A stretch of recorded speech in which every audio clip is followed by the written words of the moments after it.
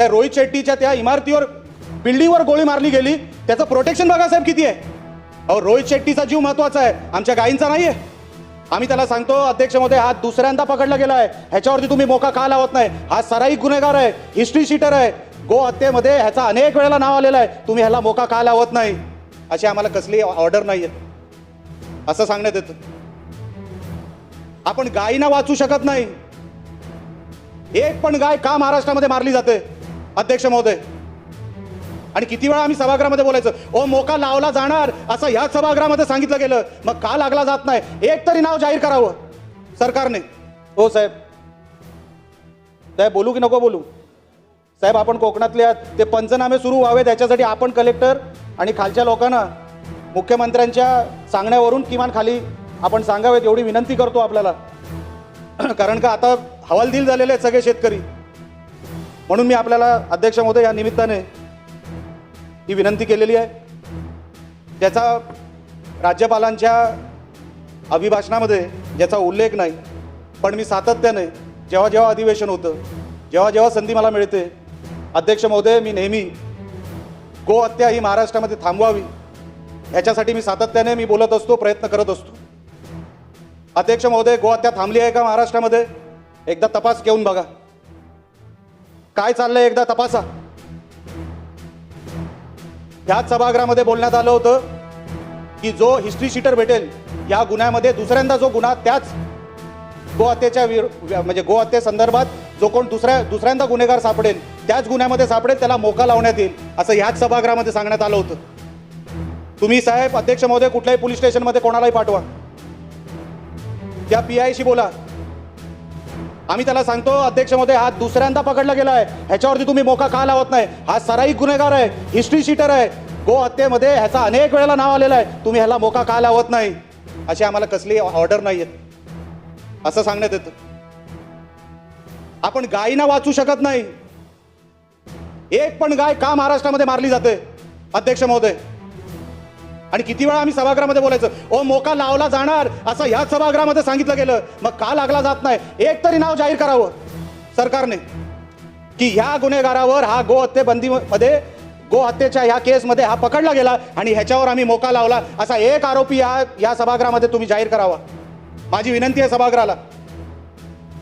आपण साहेब असं करणं योग्य नाही. हे सगळे गोरक्षक हे जे आपली जीवाची बाजी लावून जे रस्त्यावर उभे असतात त्यांच्यावरती खटले काढले जातात, त्यांच्यावरती खटले आणले जातात आणि ते केसेसमध्ये अडकले जातात. साहेब माझी विनंती आहे सरकारला. अध्यक्ष महोदय ह्याच्यावरती मोका तुम्ही लावला पण ते खाली पोलीस स्टेशनला माहीत नाही, ACP DCPला माहीत नाही.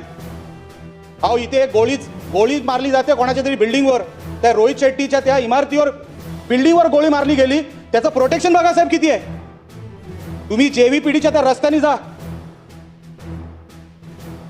त्या रोहित शेट्टीच्या बिल्डिंगवर गोळी मारली गेली आणि रस्ता जाम होतो संध्याकाळी, इतके बॅरिकेड लावून ठेवले तिकडे. अहो रोहित शेट्टीचा जीव महत्वाचा आहे, आमच्या गायींचा नाही आहे. ही कुठली पद्धत आहे. अहो जाऊन प्रोटेक्शन बघा त्याला किती दिलेलं आहे.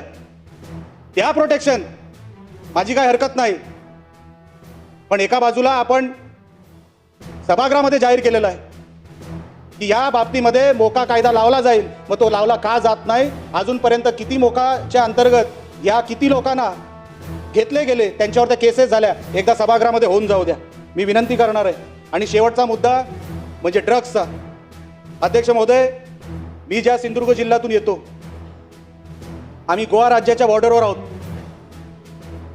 डुप्लिकेट दारू जी बनते ती गोवा राज्यात बनत नाही साहेब, ती सिंधुदुर्ग जिल्ह्यात बनते. जे ड्रग्ज येतात आमच्याकडे जे 2-3 मार्ग आहेत जिल्ह्यामध्ये घुसायचे त्या तिथूनच घुसतात साहेब महाराष्ट्रामध्ये. आपल्याकडे ड्रग्सच्या बाबतीत आपण सांगतो हा देशामध्ये प्रॉब्लेम आहे.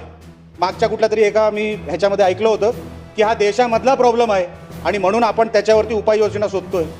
म्हणजे ही सगळी जी काही तरुण पिढी आपली सगळी वाया गेल्या. हो सिंधुदुर्गामध्ये किती केसेस ड्रग्ज ओव्हरडोसमध्ये तरुण 21-22 वर्षाची पोरं मेली ड्रग्ज ओव्हरडोसमध्ये.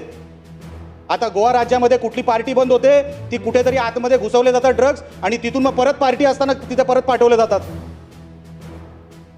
आम्ही जेव्हा तिकडच्या एस पीना सांगतो की साहेब आपण काय करताय, नुसते रेड कसले मारताय, अहो रेड तुम्ही अमुकावर माराल, पण त्याच्या मागचा ट्रेल शोधला पाहिजे तुम्ही. ते ड्रग्ज आलं कुठून, त्याचं पेमेंट केलं कोणी. नुसतं एकाच्या घरात ड्रग्ज सापडले. आता साहेब त्यांनी पद्धत बदलली. आता ते काळे निग्रो वगैरे आता येत नाही ड्रग्ज घेऊन कुठल्या राज्यामध्ये. आता त्यांनी लहान लहान मुलं जे स्कूल बॅगमध्ये, जे लहान लहान पोरं जे फिरतात ना, त्यांच्या मार्फत आता ड्रग्ज विक्री सुरू केलेली आहे. लहान मुलं आता याच्यामध्ये आलेली आहेत, या नेटमध्ये. आपण साहेब एका मुलाला पकडलं, त्याच्यामध्ये आपण ड्रग्ज शोधले आणि त्याच्यामध्ये ड्रग्ज सापडले, तर आपण त्या मुलावर केस करणार आहोत. करता त्याच्यानंतर काय, ते ड्रग्ज येतात कुठून.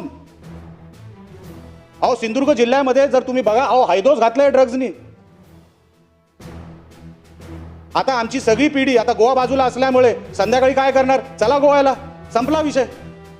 मग आपण काहीतरी हे थांबवण्यासाठी आपण काहीतरी सरकार म्हणून हे करणार आहोत की नाही. अध्यक्ष महोदय, आपल्या या निमित्ताने महामहिम राज्यपालांच्या या सगळ्या अभिभाषणामध्ये समर्थन करण्यासाठी जरी उठलो असलो तरी हे सगळे विषय गंभीर आहेत, सगळे विषय महत्त्वाचे आहेत आणि सगळे विषय हे तातडीने ह्याच्यावरती लक्ष देणं गरजेचं आहे. हे सगळं बोलून मी महामहिम राज्यपालांच्या अभिभाषणाचं समर्थन करतो आणि